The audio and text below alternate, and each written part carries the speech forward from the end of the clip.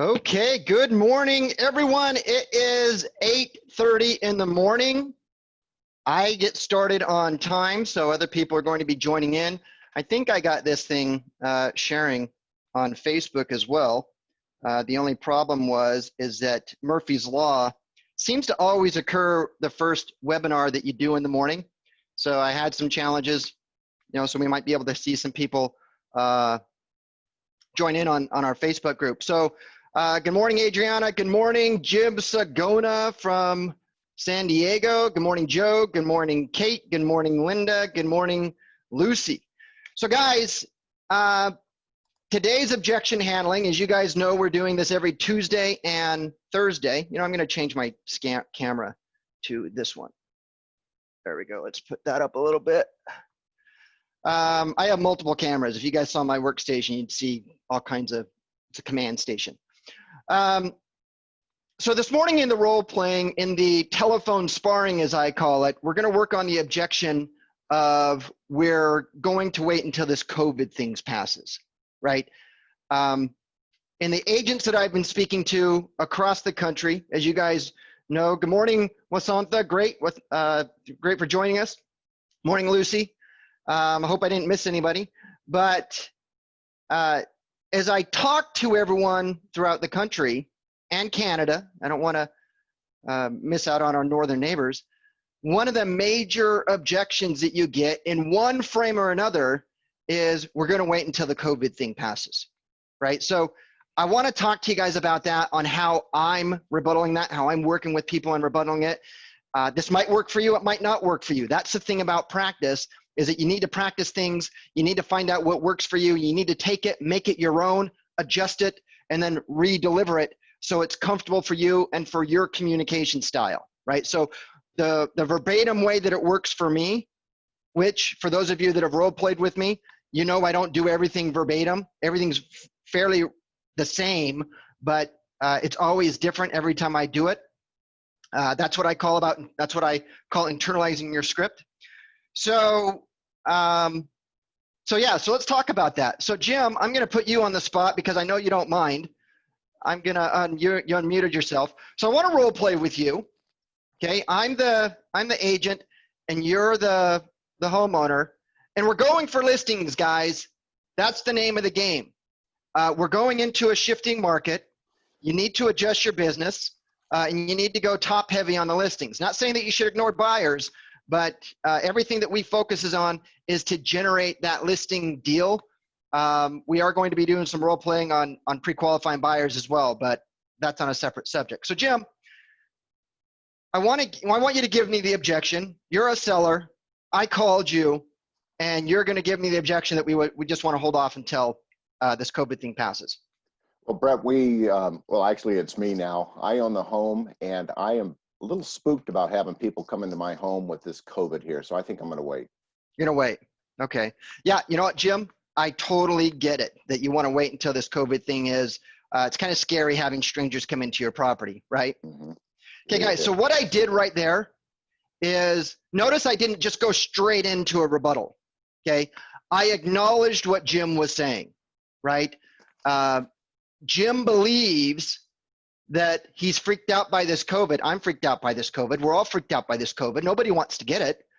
And that perhaps waiting until this thing passes, that's what the plan of action is right now. And you need to acknowledge that, right? You don't just steamroll over them. Okay, so I'm going to acknowledge it. So Jim, you know what? I totally get it.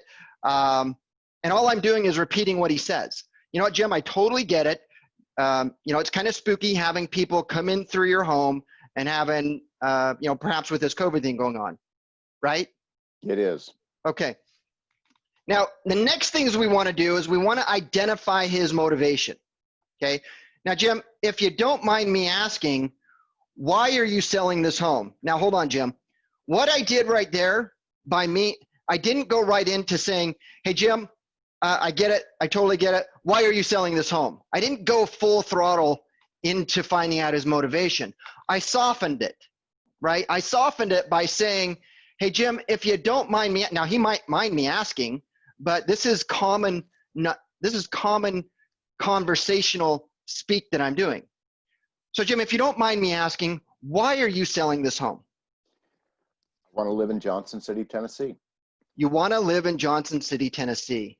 Okay, that's terrific. And, I'm curious, again, another softener, I'm curious, what's so special about Johnson City, Tennessee? I mean, moving from San Diego to Johnson City, Tennessee, what's taking you there? It's in the Appalachians. It has 4 seasons and the summers are cool. I don't get it.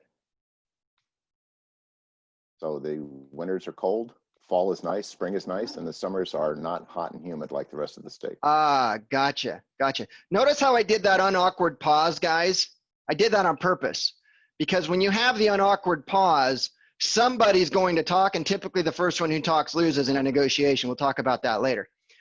So that's interesting, Jim. You want to go to where there's 4 seasons and not just summer year round. Yes. Right?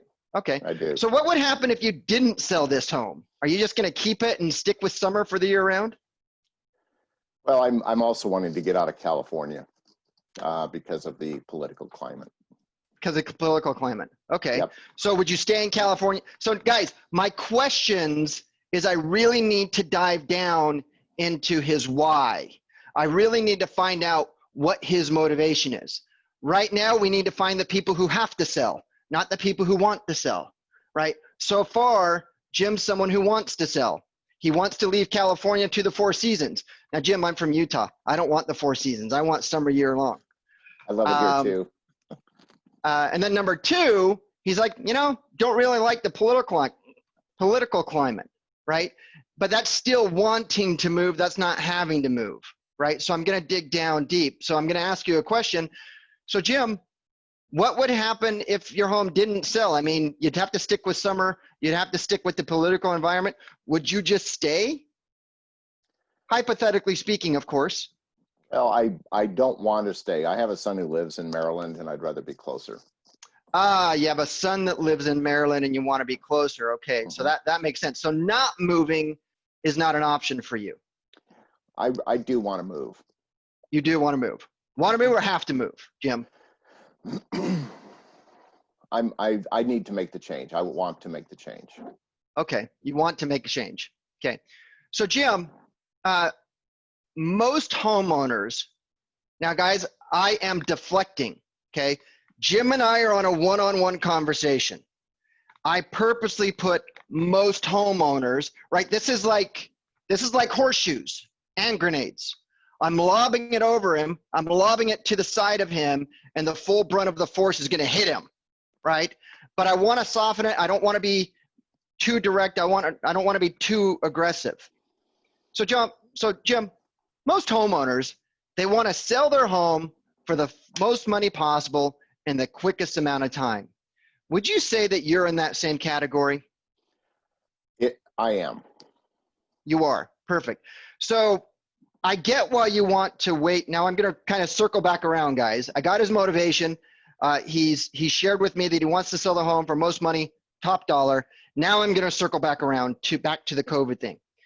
So Jim, if you want to sell your home for the most money and top dollar, and I totally get that the COVID thing freaks you out. It freaks me out, right? Now I'm on the same playing field with him.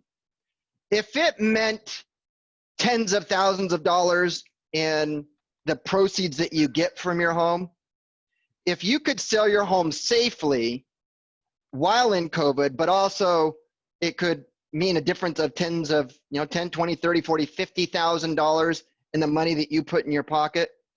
Is that something that you would consider, or are you just way too freaked out on COVID that money doesn't matter? I'd consider it if there's a way to do it without having people coming through my home until they have to come through. Boom. Okay, so guys, now I got him. Now notice what I did there. I gave him option A or I gave him option B. 90% of the time, the person's going to take option A or option B. They're not going to go off of, you get those people that say, well, both. Like when I'm talking to real estate agents, right? Do you want to make more money or do you want to pay less fees? Both, right? They want their cake and eat it too. But so coming back around, Jim said that he is like most homeowners. He wants to sell it for most money and top dollar. Okay, so Jim, do you mind if I share with you some insights that might help you determine if now is the time to sell it versus waiting? Would that be okay? I would love to hear that. I hear the news all the time, and that's where I'm oriented. I don't like what I hear. Yeah, it freaks you out, right? Freaks me out too. Again, I'm building rapport with him, right? I'm agreeing with him most of the time. So Jim, how long have you owned this home for? 17 years. 17 years. Wow, good for you. So Jim, did you know that in the history of everything, at least, and most definitely that includes the last 17 years, that the value of your home is worth more than recorded time? Right now, as we sit, your home is worth more than it ever has been. Can we agree on that? Yes. Okay. Now, you said that you've been watching the news, right? Yeah. Well, I try not to, but yes, the answer is yes. Well, it's hard not to avoid it, right? So guys, notice how I'm having a conversation with Jim. I'm not telling him. I'm asking him questions. I'm keeping him engaged. Telling is not selling, right? In order to adjust somebody's belief pattern, what I have to say in the format of me instructing him is not going to work, right? The only way that you can adjust somebody's belief pattern is by having them come to the own realization themselves. And the only way that you can do that is through questions. Because as you ask a question, they process that question, and then they come out with they think about it. They think, that's how you move people along. That's how you adjust a belief pattern. So going back, Jim, so we agreed that your home is worth more than it's ever been. Perfect. Yes. So I want to go over to this COVID situation. Okay, there's two sides to this argument. Okay, especially when it comes with the economy. On one side, you have the people who think it's going to be all just sunshine and rainbows. We're going to get past this. They're going to come up with a vaccine. Miraculously, it's going to be cured. The economy is going to start right back up, and sunshine, rainbows with music in the background, right? That's on one side. Do you see that side? Okay, perfect. I do. Now, on the other side of that coin, we have the extreme opposite, right? We have people saying, this is some really gnarly stuff. The country just printed $4 trillion in the last 4 months. Inflation's going to run rapid. People are losing their jobs. People are losing their incomes. People are really pulling in on their expenses, and people are on these forbearance programs and not paying their rent, all kinds of crazy stuff. It's the beginning of the end, right? That's the other side of the spectrum, right? You see that too? Okay. I do. So what you and I have just come up with is that there's 100% chance that if we list your home now, that you're going to sell it for the most money ever, right? Correct. But if we wait until this COVID thing happens, now that could be, well, I don't think it's going to be days. I don't think it's going to be weeks. It's definitely probably going to be months or years, right? I mean, there are diseases, there are viruses that there is no cure for, right? So we don't know what the unknown is.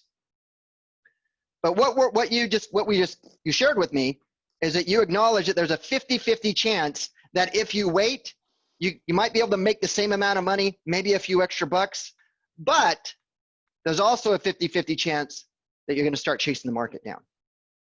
Do you see that, Jim? I do, and I've seen that. And you've seen that, right? You've been in this house for 17 years, which was before the Great Recession. You didn't sell, you didn't buy in that time, but you probably saw your value go from here down to here, back up to here. Yes, right? I have. Okay. Now, guys, now I'm going to reiterate his motivation. Now, Jim, you said that you needed to move back east to be around your son for the 4 seasons and such, right? And you wanted to wait till COVID, but you also said that if there was a safe way now I'm reframing what he said to me. You said if there was a safe way that you could sell your home now, get your money, get moved, that is something you would seriously consider. It is. Okay. So Jim, here's what I'd like to ask you. Has anyone ever shared this information with you before? No. No. Okay. Well, that's interesting. But you can see the logic in it, right, Jim? Yes.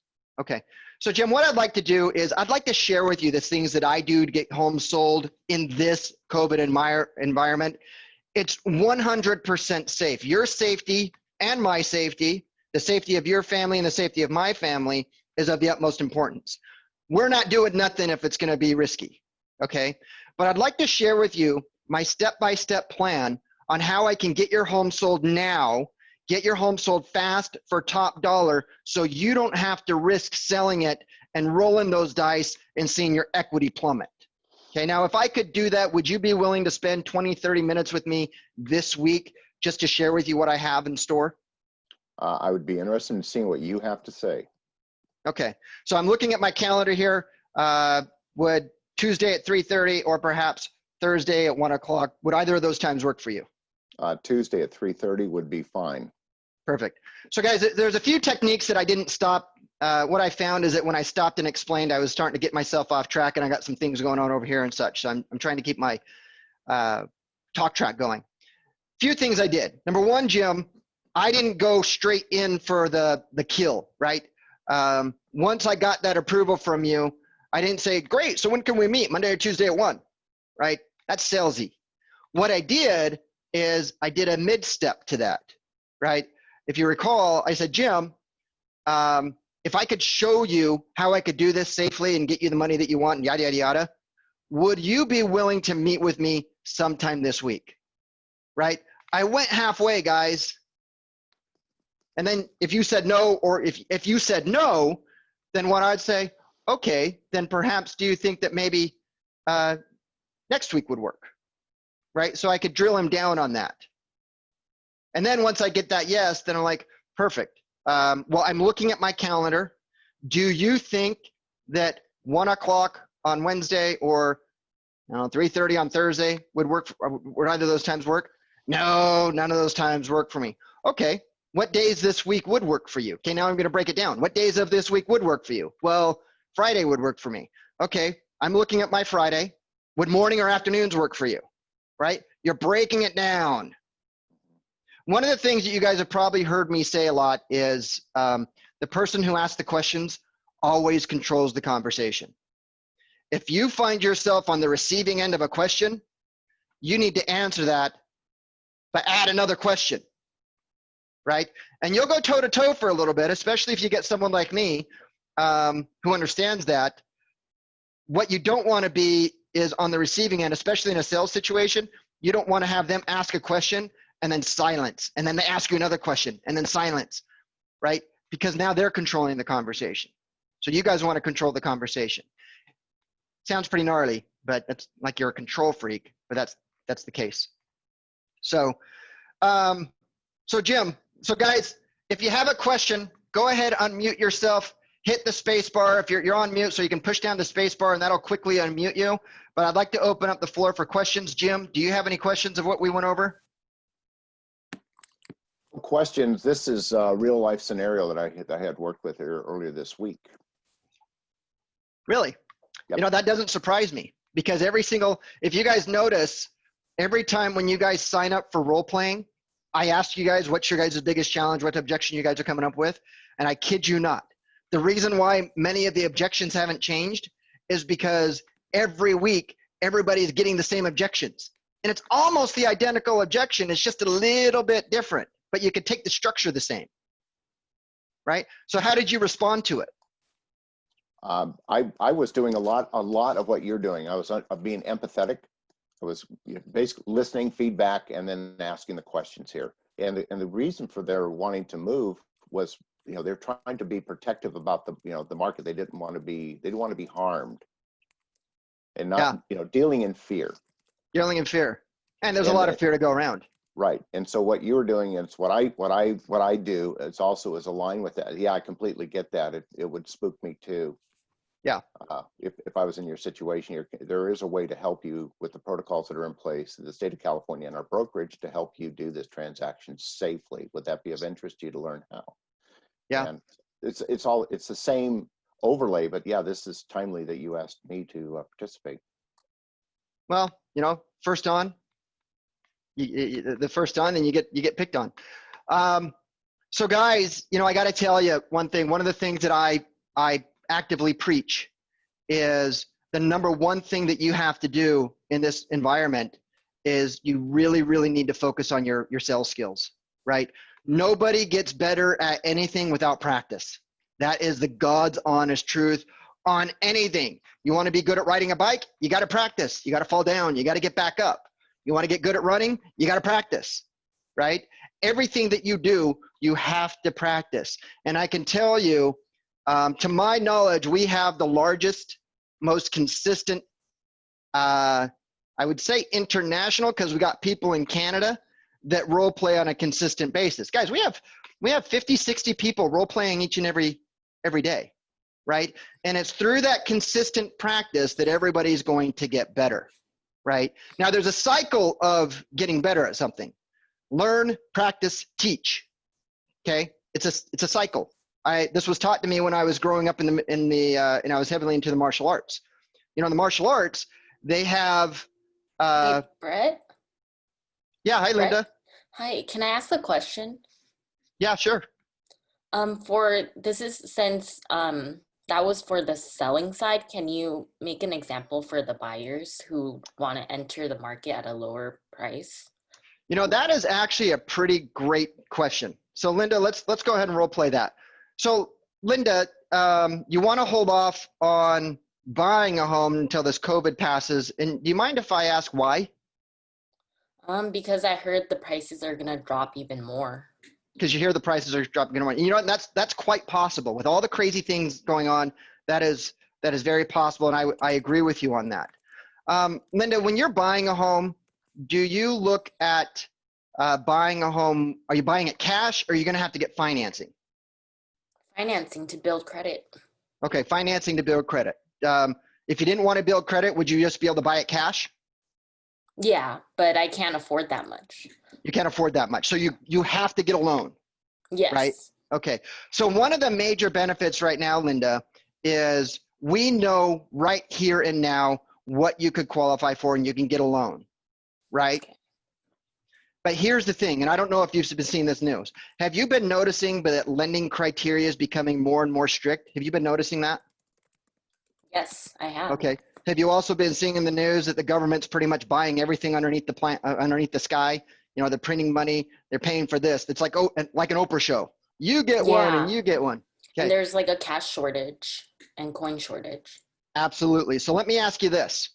Right now, we know that you can get a loan at X amount of terms, at X amount of rate, at X amount of whatever, right?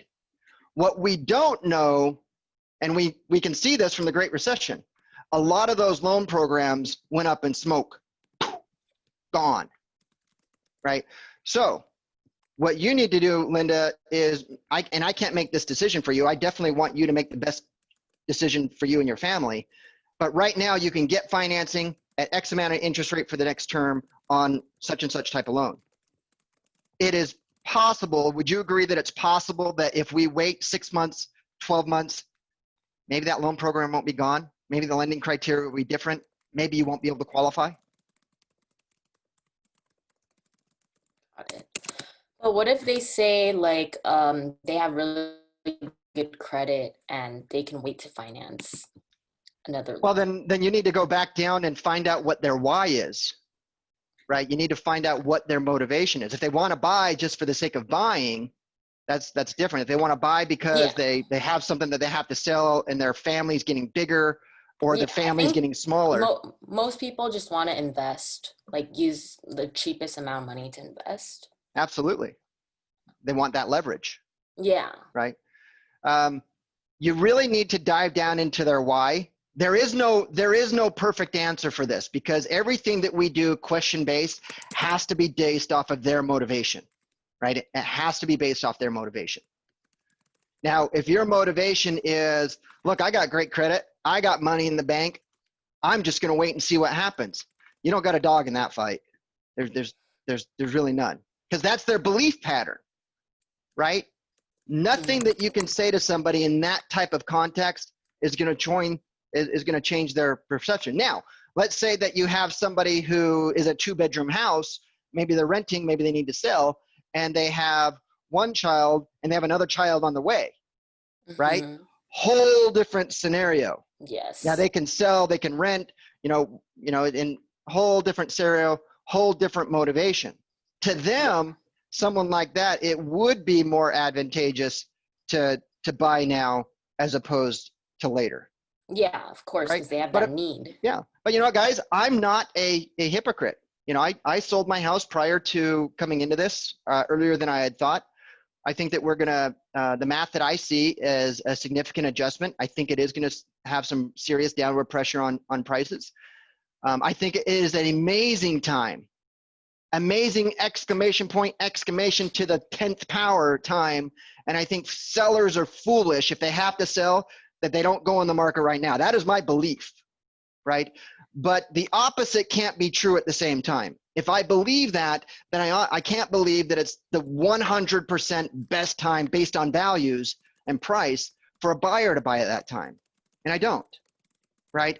But where I come with that is I talk to the consumer about their needs, about their desires, about their wants, about their motivation, and then through questions, help them decide if it's the right choice or not, right? Because that's our job. We know real estate, right? They don't know real estate. They're basing all their decisions probably off flawed information, which comes from the media.